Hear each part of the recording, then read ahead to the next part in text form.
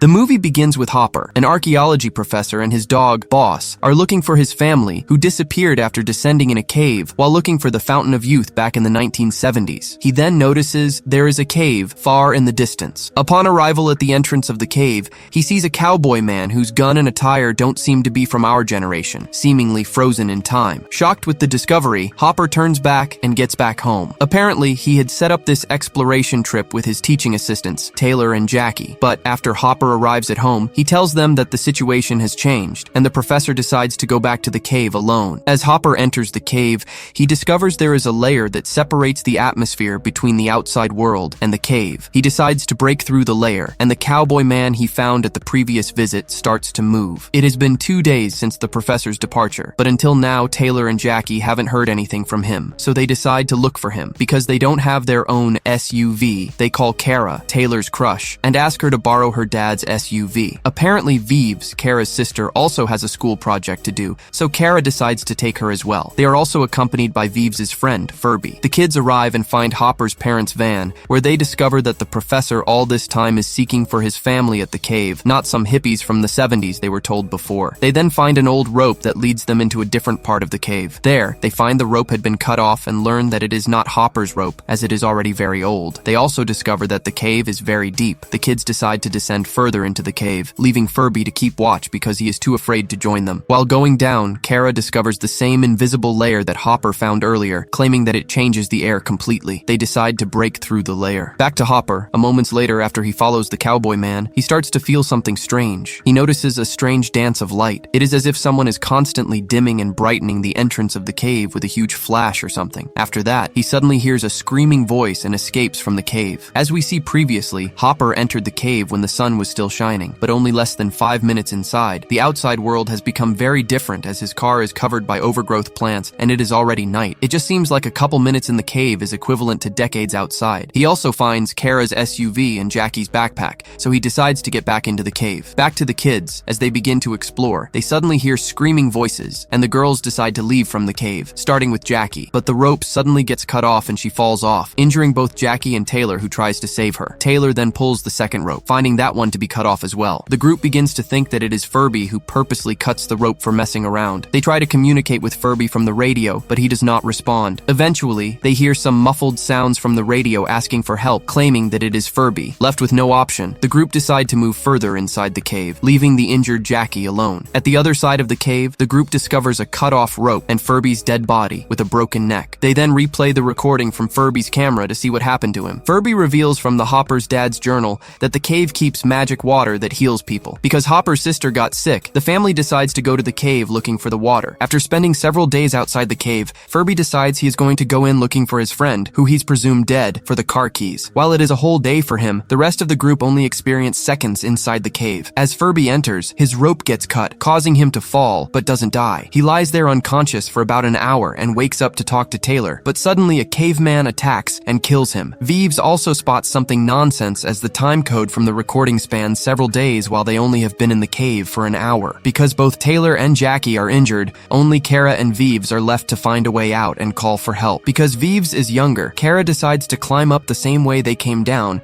and manages to come out to find a completely different place. Now, there is no sign of vegetation, and the air also feels weird, causing Kara to have difficulty breathing. She also spots a huge dust storm coming her way. She then discovers a massive triangle-shaped object in the sky. Unable to call for help, she goes back inside to the cave, but is accused by others for not even trying to get help. She is being accused because only a couple of seconds had passed in the cave, while she had been outside for about 30 minutes. The group realizes that the time outside the cave is running faster than inside the cave, causing the event inside the cave to move more slowly. Taylor also adds that the ropes at the top of the cliff are aging at a rapid rate, causing them to sever due to the friction with the cliff side. Because of that, Vives rewatches the recording of Furby's footage, realizing that the sun paths keep changing. She also reveals that the bright is summer and the dark is winter, making one cycle of seasons seen in only about 1 second, which means an entire year passes by in only a second. So, we can calculate and discover that approximately 5,400 years have passed on the Earth since they have been in the cave. When Kara attempts to climb on the cliff one more time,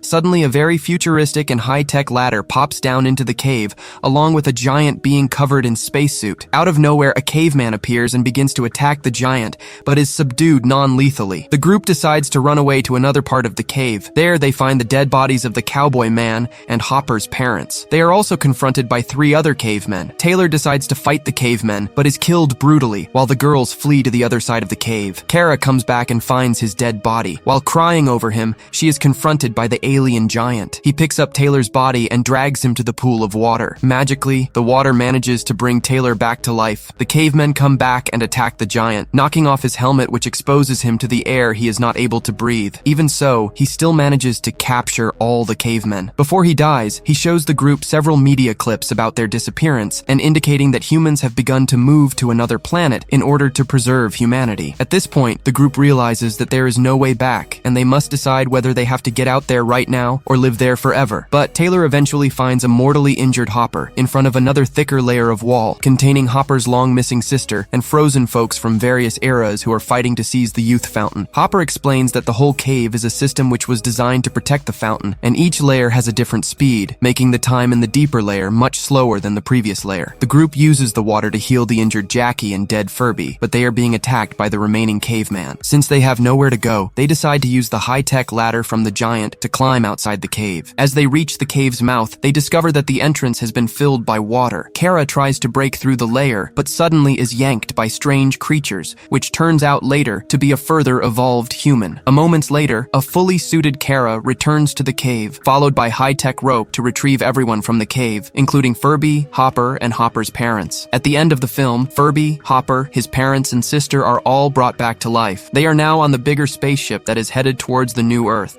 Thanks for watching. Please like and subscribe, and click the bell icon to get new movie recaps.